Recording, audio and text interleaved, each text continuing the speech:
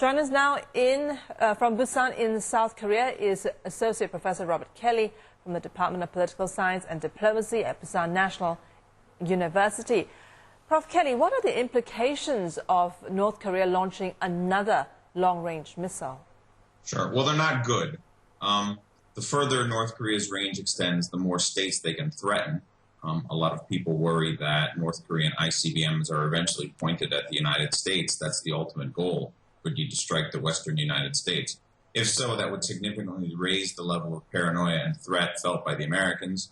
This is something I think we'll hear in the 2016 campaign. The Republicans particularly will emphasize North Korea and missile threats. I'm not really quite sure what the North Korean endgame is here. I mean, the more they do these things, the more they convince everyone, including their Chinese patron, that they really are dangerous and that they should not be allowed to have these kind of technologies. I'm not really quite sure why North Korea needs ICBMs for security, but the more they do it, the more it's going to provoke the Americans. That's where this is going. So this new launch tower, is it an indication of how serious it is about becoming a nuclear power?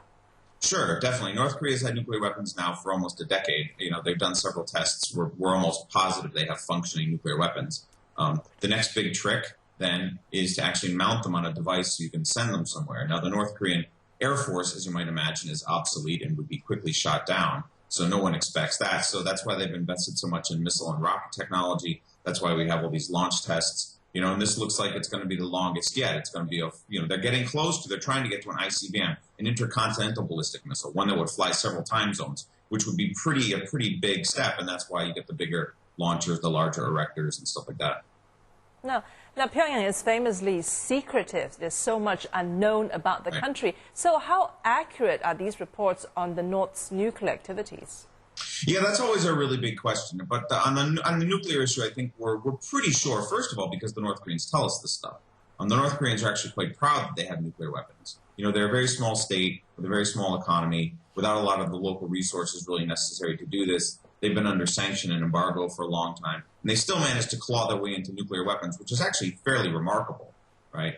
And so the North Koreans are actually quite proud of this, and they've actually brought in foreign scientists to show us centrifuges and the weapons and things, or the technology, not the weapons, of course.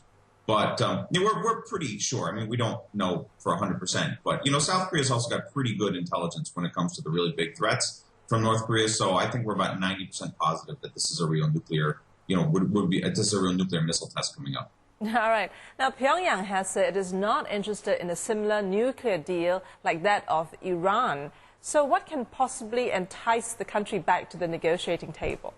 Yeah, that's a great question. If I had the answer, I'd be teaching at some fancy school in the East Coast. No one really knows. The North Koreans, we assume that the North Koreans won't trade away their nuclear weapons because they fought so hard to get them there. We just don't think that we can buy them from them.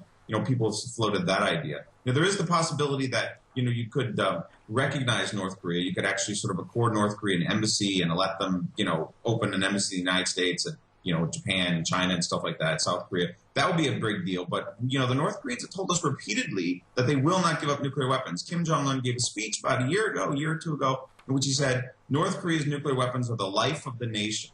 The life of the nation, right? So it's pretty hard to imagine that the North Koreans are going to back off. And this is why talks really have been stalemated now for a while, because nobody's really quite sure how to roll this program back. So we're all kind of stuck. We're sort of floating.